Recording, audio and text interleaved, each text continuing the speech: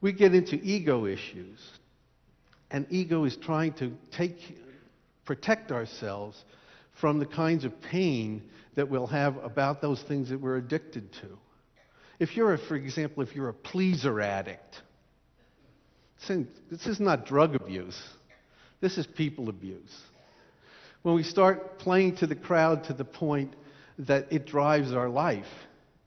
Someone said that, I'll give you a couple of definitions of addiction that help. An addiction is anything that has an ever-increasing desire for something that has an ever-decreasing ability to satisfy. Now, I know in the business community, and I talked about this, there are deal junkies out there.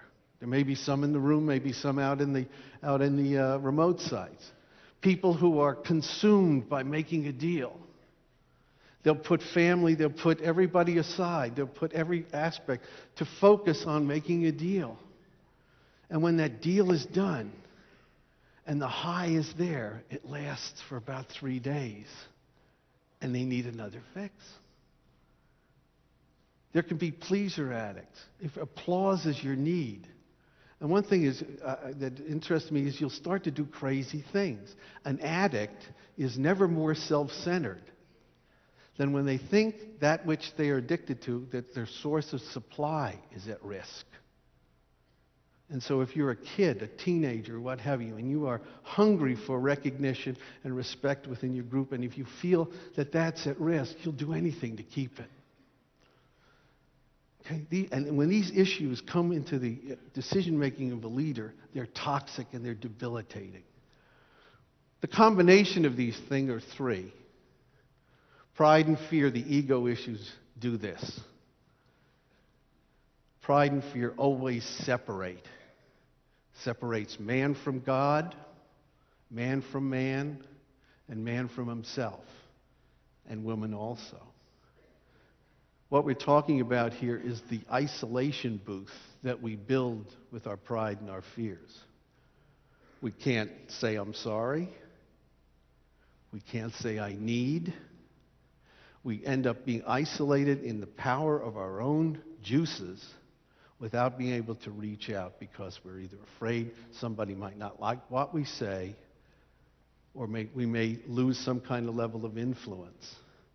And sometimes, even in the situation of telling people the good news, and I say this in one fashion, that sometimes our desire not to offend may translate itself into, lest I offend, go to hell. Lest I offend, I won't step out of my fear of being rejected to tell you the best I know. We have that as a possibility. Another thing about pride and fear and this ego issue is it's comparative.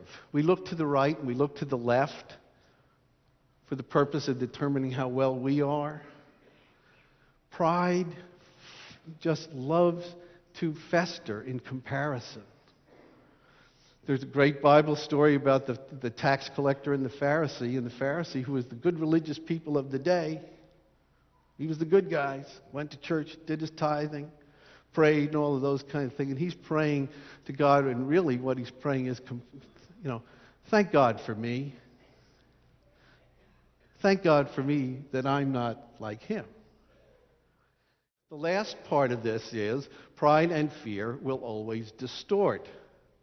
We'll not be dealing with the truth, but we'll be dealing with all kinds of false images. And what does that do? It either gives us a sense of complacency when we should be on our alert, or it gives us a sense of anxiety when we shouldn't be anxious. Okay, and when that happens in a leader, and a leader starts making decisions out of that, the toxic impact on relationships, and that could be one-on-one, is tremendous.